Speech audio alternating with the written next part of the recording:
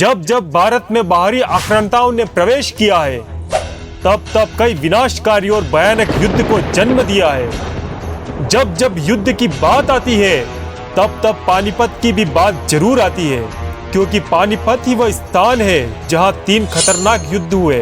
पानीपत उन भयंकर विनाशकारी युद्ध का गवाह है। उनमें से ही एक आज हम पानीपत के तीसरे युद्ध की बात कर रहे हैं, जब भारत में मुगलों का साम्राज्य घुटने टेक रहा था। औरंगजेब की मृत्यु के पश्चात उत्तर भारत में जहां मुगलिया सल्तनत का शासन कमजोर हो रहा था, वहीं दूसरी ओर मराठा साम्राज्य अपना परचम चारों तरफ फैला रहा था। अपने चरम पर मराठा साम्राज्य उत्तर के अटक से कटक तक और गुजरात से बंगाल तक फैला हुआ था। 27 वर्ष के मुगल मराठा युद्ध के बाद मुगल साम्राज्य के पतन के कारण मराठा साम्राज्य ने तेजी से विस्तार किया। छत्रपति शिवाजी महाराज का अखंड भारत में मराठा साम्राज्य की स्थापना का सपना पूरा होने की कगार पर था। पेशवा बाजीराव ने गुजरात और मालवा पर नियंत्रण कायम कर लिया था। आखिरकार वर्ष 1737 में बाजीराव ने दिल्ली के बाहरी इलाकों में मुगलों को हरा दिया और मराठा नियंत्रण के तहत दक्षिण के पूर्व मुगल प्रदेशों का अधिकांश भाग अपने कब्जे में कर लिया। ऐसे में मराठे दिल्ली पर कब्जा करने का ख्वाब देखने लगे। मराठों ने कश्मीर, मुल्तान और पंजाब जैसे क्षेत्रों पर भी आक्रमण किया। यहाँ अहमद शाह अब्दाली के सूबेदार शासन कर रहे थे। इससे अहमद शाह अब्दाली को प्रत्यक्ष रूप से चुनौती मिली। इसके चलते अब्दाली ने पंजाब पर आक्रमण कर पुनः अधिकार कर लिया। इससे अहमद शाह अब्दाली के दुर्रानी साम्राज्य के साथ मराठों का सीधा टकराव हुआ। अंततः उन्हें अहमद शाह अब्दाली की ओर से चुनौती मिली। फिर सन 1759 में अहमद शाह अब्दाली ने पश्तून जनजातियों की एक सेना तैयार की, जिसमें पंजाब में छोटे मराठा सरदारों के खिलाफ कार्रवाई में लाभ प्राप्त हुआ। इसके बाद उसने अपने भारतीय सहयोगियों के साथ मिलकर मराठों के खिलाफ एक व्यापक गठबंधन में गांगे दोआब के रोहिल अफगानों को शामिल किया। पानीपत शहर में मराठों के खिलाफ अब्दाली के नेतृत्व में 2 महीनों की लंबी घेराबंदी हुई। घेराबंदी के दौरान दोनों पक्षों ने एक दूसरे की आवश्यक आपूर्ति को बाधा पहुंचाने की कोशिश की। इनमें अफगान काफी अधिक प्रभावी हुए और नवंबर 1760 के अंत तक उन्होंने मराठा शिविर को होने वाली लगभग सभी खाद्य आपूर्तियों को बाधित कर दिया।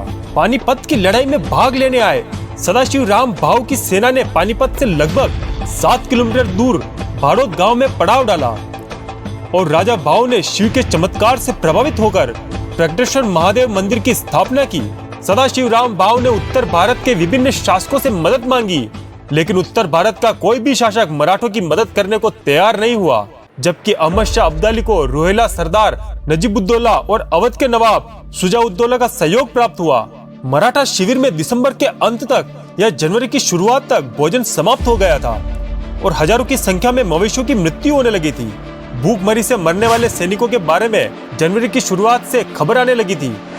मराठा प्रमुखों ने अपने सेनानायक सदाशिव राम भाऊ से आग्रह किया कि उन्हें भूख से मरने के बजाय युद्ध में मरने की इजाजत दी जाए।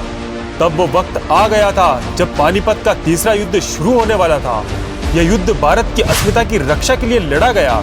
मराठों को 14 जनवरी 1761 का पानीपत का युद्ध करना पड़ा। इस युद्ध में मराठों की कुल सेना लगभग 45,000 थी और अब्दाली के पास लगभग 65,000 सैनिक थे। मराठे अश्व सेना और तोपखाने की दृष्टि से बेहतर थे और अब्दाली की सेना पैदल सेना से बेहतर थी। इस युद्ध में मराठा सेना का प्रतिनिधित्व सदाशिव राम भाऊ ने किया, जबकि विश्वासराव नाम मात्र के सेनापति थे। यूरोपीय तकनीक पर आधारित मराठों की पैदल सेना और तोपखाने की टुकड़ी की कमान इब्राहिम खां गार्दी के हाथों में थी। दोनों सेनाओं के बीच 14 जनवरी 1761 को सुबह करीब 9 बजे के आसपास युद्ध शुरू हुआ। शुरुआत में मराठों का पलड़ा भारी रहा, क्योंकि इब्राहिम खान गार्दी के तोपखाने ने शत्रु शिविर में तहलका मचा दिया था।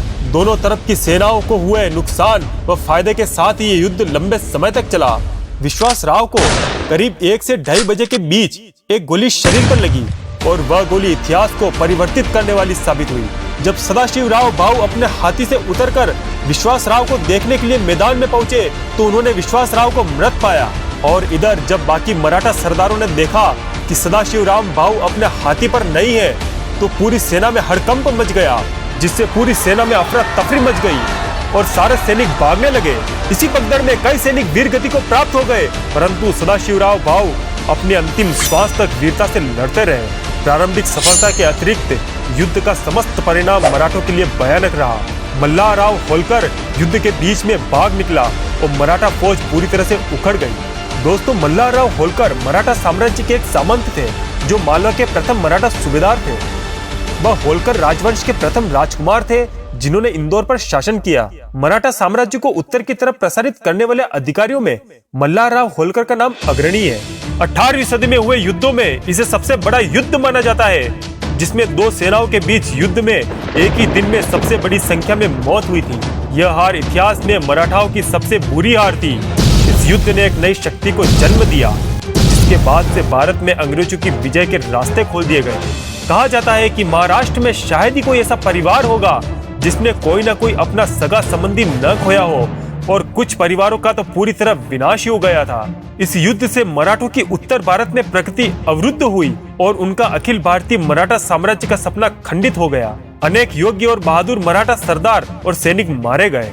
इस प्रकार मराठा साम्राज्य औपचारिक रूप से 1674 से छत्रपति शिवाजी महाराज के राज्याभिषेक के साथ अस्तित्व में आया और 1818 में पेशवा बाजीराव द्वितीय की हार के साथ समाप्त हुआ। छत्रपति शिवाजी महाराज मराठा साम्राज्य के महान नायक कहलाए। दोस्तों, कमेंट में जय शिवाजी महाराज जरूर लिख देना और ऐसी वीडियो पाने के लिए हमारे चैनल को सब्सक्राइब कर देना।